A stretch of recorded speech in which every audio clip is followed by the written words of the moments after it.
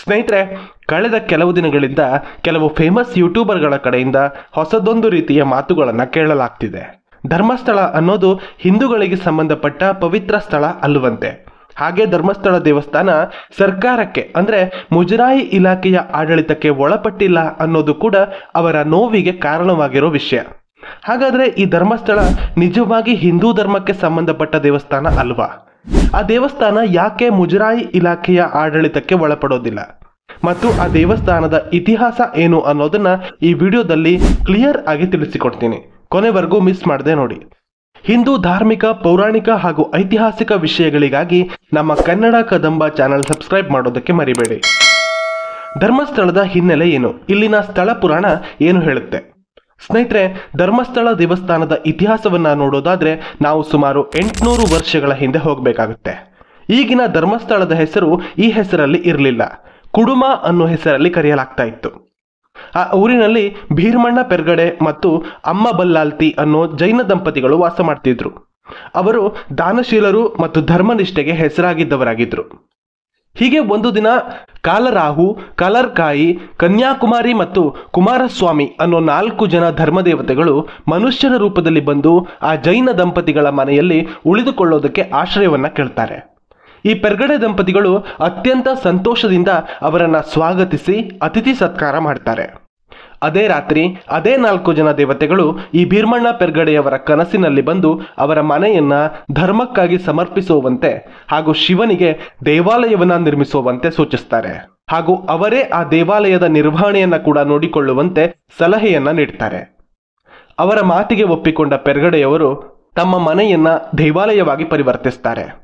ಆದರೆ ಅಲ್ಲಿನ ಪೂಜಾ ವಿಧಾನಗಳನ್ನ ನೆರವೇರಿಸೋದಕ್ಕೆ ಬ್ರಾಹ್ಮಣ ಪೂಜಾರಿಗಳನ್ನ ನಿಯಮಿಸಿ ತಾವು ಅಲ್ಲಿನ ನಿರ್ವಹಣೆಯನ್ನ ಮಾತ್ರ ನಿರ್ವಹಿಸ್ತಾ ಬರ್ತಾರೆ. ಅವರ ನಂತರ ಅವರ ವಂಶಸ್ಥರು ಈ ದೇವಾಲಯದ ನಿರ್ವಹಣೆಯ ಜವಾಬ್ದಾರಿಯನ್ನ ನಿರ್ವಹಿಸ್ತಾ ಬಂದಿದ್ದಾರೆ. ಆ ಹುದ್ದೆಯನ್ನ ಹೆಗ್ಗಡೆ ಹಾಗೂ ಧರ್ಮಾಧಿಕಾರಿಗಳು ಅಂತ ಜನ ಗೌರವಪೂರ್ವಕವಾಗಿ ಕರೀತಾರೆ.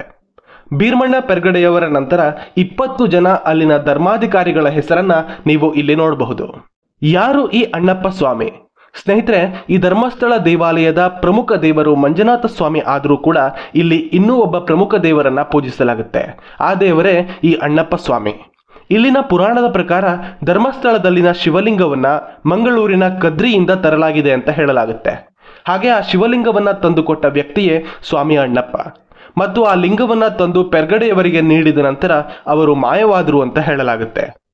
ಈಗಿನ ಹೊಸ ಬಸ್ ನಿಲ್ದಾಣದಿಂದ 1.5 ಕಿಲೋಮೀಟರ್ ದೂರದಲ್ಲಿರೋ ಬಡಿನಡೆ ಬೆಟ್ಟ ಅಥವಾ ಅಣ್ಣಪ್ಪ ಸ್ವಾಮಿ ಬೆಟ್ಟ ಇದೆ.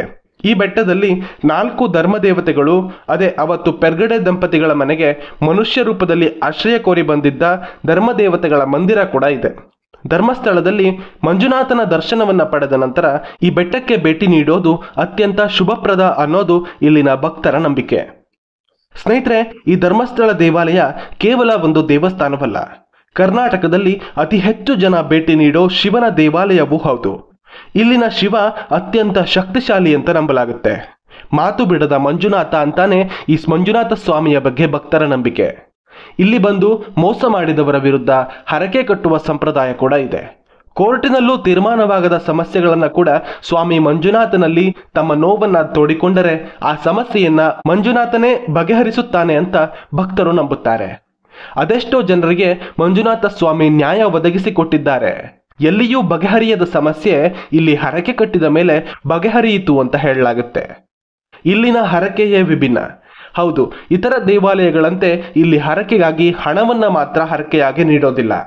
ಕಾಯಿ, ಹೂವು, ಮುಡಿ ಅಂದ್ರೆ ತಲೆ ಕೂದಲು ಮತ್ತು ಪ್ರತಿ ವರ್ಷ ಇಲ್ಲಿಗೆ ಬರ್ತೀನಿ ಅನ್ನೋ ರೀತಿಯ ಮಾತುಗಳು ಕೂಡ ಇಲ್ಲಿಗೆ ಹರಕೆಯೇ ಆಗುತ್ತೆ. ಇಲ್ಲಿನ ಮಂಜುನಾಥ ಸ್ವಾಮಿಗೆ ಕೊಟ್ಟ ಮಾತನ್ನ ತಪ್ಪಬಾರದು ಅನ್ನೋದು ಇಲ್ಲಿನ ಭಕ್ತರ ಬಲವಾದ ನಂಬಿಕೆ. ಈ ದೇವಸ್ಥಾನಕ್ಕೂ ಹಿಂದೂಗಳಿಗೂ ಸಂಬಂಧ ಇಲ್ವಾ? ಈ ಧರ್ಮಸ್ಥಳದಲ್ಲಿ ಯಾವುದೇ ಜಾತಿ ಭೇದ ಇಲ್ಲಿನ ಇತಿಹಾಸದಲ್ಲಿ ಯಾವತ್ತಿಗೂ ಕಾಣಿಸೋದಿಲ್ಲ.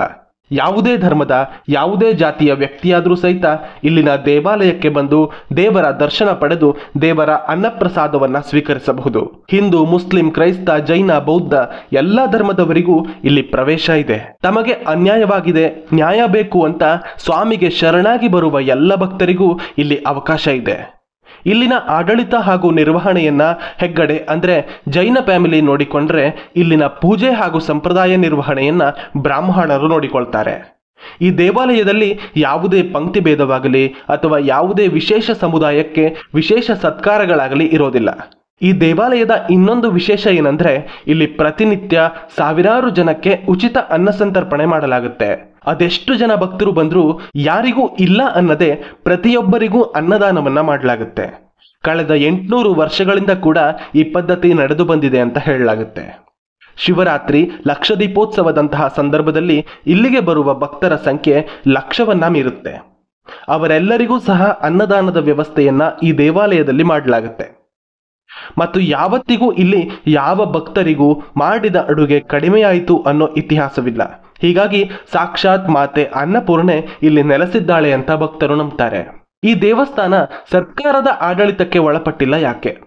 The Karnataka Hindu religious institutions and charitable endowments act 1997 ಪ್ರಕಾರ ಒಂದು ಹಿಂದೂ ದೇವಾಲಯ ನಿರ್ದಿಷ್ಟ ಪ್ರಮಾಣದ ಆದಾಯವನ್ನ ಮೀರಿದ್ರೆ ಆ ದೇವಾಲಯ ಮುಜರಾಯಿ ಇಲಾಖೆಯ ಆಡಳಿತಕ್ಕೆ ಒಳಪಡುತ್ತೆ ಮತ್ತು ಆ ದೇವಾಲಯದ ಸಂಪೂರ್ಣ ಆದಾಯ ಸರ್ಕಾರಕ್ಕೆ ಸೇರುತ್ತೆ ಹಾಗೂ ಅಲ್ಲಿನ ಸಂಪೂರ್ಣ ನಿರ್ವಹಣೆಯನ್ನ ಸರ್ಕಾರವೇ ನೋಡಿಕೊಳ್ಳುತ್ತೆ. ಆದರೆ ಕೋಟ್ಯಾಂತರ ರೂಪಾಯಿ ಆದಾಯವಿರೋ ಈ ಧರ್ಮಸ್ಥಳ ದೇವಾಲಯ ಯಾಕೆ ಈ ಆಕ್ಟ್ಗೆ ಒಳಪಡೋದಿಲ್ಲ ಅನ್ನೋಕೆ ಹಲವಾರು ಕಾರಣಗಳಿದೆ. ಇದು ಸಂಪೂರ್ಣವಾಗಿ ಹಿಂದೂ ದೇವಾಲಯ ಅಲ್ಲ ಅನ್ನೋ ವಾದ ಕೂಡ ಇದೆ. ಅದು ಕೂಡ ನಿಜವೇ. ಈ ದೇವಾಲಯವನ್ನ ನಿರ್ಮಿಸಿದವರು ಜೈನ ಸಮುದಾಯ. ಈ ಜೈನ ಸಮುದಾಯಕ್ಕೆ ಪ್ರತ್ಯೇಕ ಧರ್ಮದ ಸ್ಥಾನವನ್ನ ಕೂಡ ಕೊಡಲಾಗಿದೆ. ಆದಾಗ್ಯೂ ಕೂಡ ಕೇವಲ ಆನ್ ಪೇಪರ್ನಲ್ಲಿ ಸರ್ಕಾರಿ ದಾಖಲೆಗಳಲ್ಲಿ ಮಾತ್ರ ಈ ಪ್ರತ್ಯೇಕ ಸ್ಥಾನವನ್ನ ಕೊಡಲಾಗಿದೆ. ಆದರೆ ಪ್ರತಿ ಹಿಂದೂ ಹಬ್ಬಗಳು, ಆಚರಣೆಗಳು ಕೂಡ ಜೈನ ಪರಂಪರೆ ಆಚರಣೆಯನ್ನ ಮಾಡುತ್ತೆ ಅನ್ನೋದನ್ನ ನಾವು ಮರೆಯೋ ಹಾಗಿಲ್ಲ. ಹಾಗೆ ಈ ದೇವಾಲಯದಲ್ಲಿ ಪೂಜೆಗೆ ನೇಮಕಗೊಂಡ ಅರ್ಚಕರು ಯಾರು ಜೈನರಲ್ಲ. ಅವರೆಲ್ಲ ಹಿಂದೂ ವೈದಿಕ ಸಂಪ್ರದಾಯದ ಬ್ರಾಹ್ಮಣರು.